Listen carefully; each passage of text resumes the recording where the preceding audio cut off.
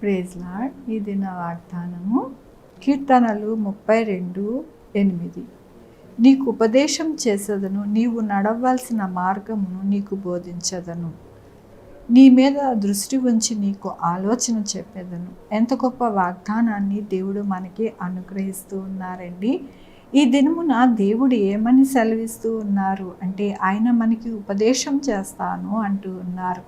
మనము ఎలా నడవాలి, ఏ విధముగా మన గమ్యం అనేది చేరాలి, అలాగే మన ప్రయాణములో, మన యొక్క చదువులో, మన యొక్క ఉద్యోగాలలో అన్నిటిలో కూడా ఆయన ఏ విధముగా చేయాలో మనకి ఉపదేశం అనేది చేస్తాను అంటూ ఉన్నారు. అలాగే నడవలసిన మార్గమునకు బోధిస్తాను అంటూ ఉన్నారు.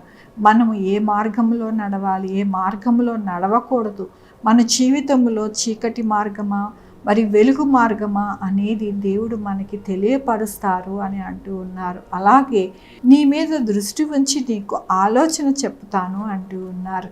మన యొక్క జీవితాలలో ఆయన ఆలోచనతో నడిపిస్తాను అంటూ ఉన్నారు. మనము ఒక్కొక్కసారి తొందరపడుతూ ఉంటాం, ఒక్కొక్కసారి తప్పటడుగు వేస్తూ ఉంటాం, ఒక్కొక్కసారి మరి తప్పులోనికి వెళ్ళిపోతూ ఉంటాము. అయితే దేవుడి దినము ఏమంటూ ఉన్నారు అంటే, ఆయన యొక్క కృపతో మనకి ఆలోచన చెప్పి నడిపిస్తాను అంటూ ఉన్నారు.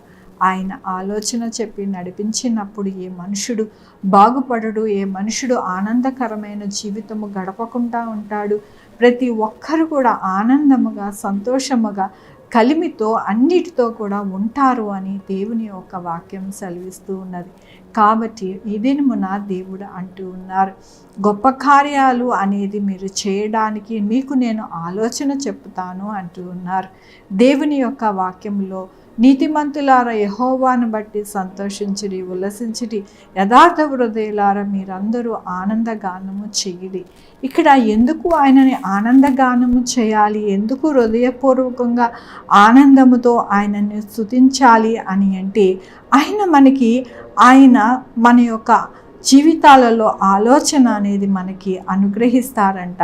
అలాగే మనము ఏ విధంగా నడవాలో ఆ యొక్క మార్గాన్ని మనకి బోధిస్తారంట. మన జీవితాలలో కావలసినవన్నీ కూడా మనకి సమకూరుస్తారు. కాబట్టి మనము ఆయనని స్తుతించాలి, కొనియాడాలి, ఆయనని మనము ఆనంద గానము చేయాలి అని దేవుడు సెలవిస్తూ ఉన్నారు. మన జీవితంలో కావలసిన ప్రతి అవసరత తీర్చినప్పుడు మనము ఎందుకు స్తుతించము, ఎందుకు గణపరచము, ఎందుకు ఆయనని కొనియాడమండి? ఖచ్చితంగా కొనియాడతాం. అందుకనే దేవుడు అంటూ ఉన్నారు, తప్పకుండా నేను మిమ్మల్ని నడిపిస్తాను, మీకు బోధిస్తానని.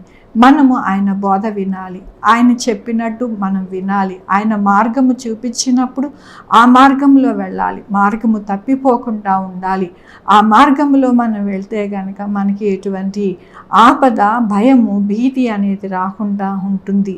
అలాగే ఆయన బోధకి మన చెవి ఒగ్గినప్పుడు మన జీవితంలో ఆనందకరము, సంతోషకరము, ఆనందముగా మనము ఎటువంటి అపాయము, ఎటువంటి సిగ్గు, ఎటువంటి ఇబ్బంది లేకుండా మనము బ్రతుకుతామని మరొక్కసారి దేవుడు సెలవిస్తూ ఉన్నారు. కాబట్టి మన జీవితాలు ఎల్లప్పుడూ కూడా ఆయనకి అప్పగించుకొని, ప్రతి దినము లేవగానే ఆయనకి అప్పగించుకొని మనము దినచర్య అనేది మొదలు పెట్టుకుంటే కనుక ఆయన బోధించి, ఆయన మార్గములో మనకి నడిపించి సహాయం చేస్తానని దినమున వాక్యముతో, వాగ్దానముతో మాట్లాడుతున్నందుకు దేవునికి వందనాలు చెల్లిస్తూ ఉన్నాను. ఈ దినము నా పుట్టినరోజు, పెళ్లి రోజు, అనేక శుభదినములు చేసుకుంటున్న వారందరికీ కూడా నిండారుగా శుభాకాంక్షలు తెలియజేస్తూ ఉన్నానండి.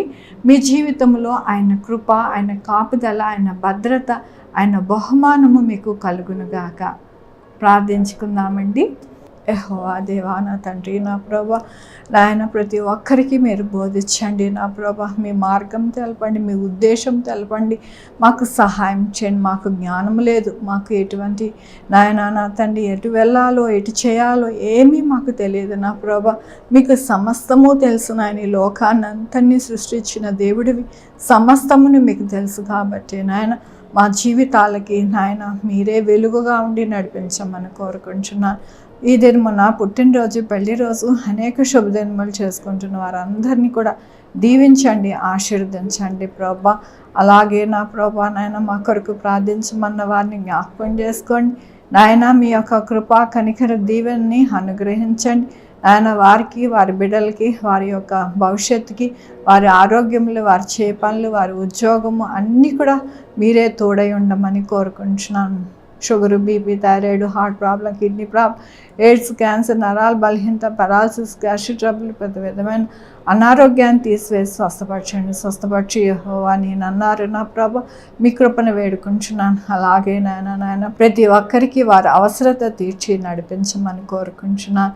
2 వీలర్, 4 వీలర్, బస్సెస్, ట్రైన్స్, ఏరోప్లేన్లో ప్రయాణం చేస్తుండగా వారందరికీ సురక్షితమైన ప్రయాణము దయచేయండి నాయన. వీసా, పాస్పోర్ట్లో తోడై ఉండండి, రాకపోకలు తోడై ఉండండి. అలాగే నాయన ఆఫీస్కి, స్కూల్స్కి, కాలేజెస్కి వెళ్ళి వస్తుండగా మీరు తోడై ఉండండి నా ప్రభా. నాయన నా తండ్రి కాంపిటేటివ్ ఎగ్జామ్స్కి ప్రిపేర్ అవుతుండగా వారికి తోడై ఉండండి నా ప్రభా.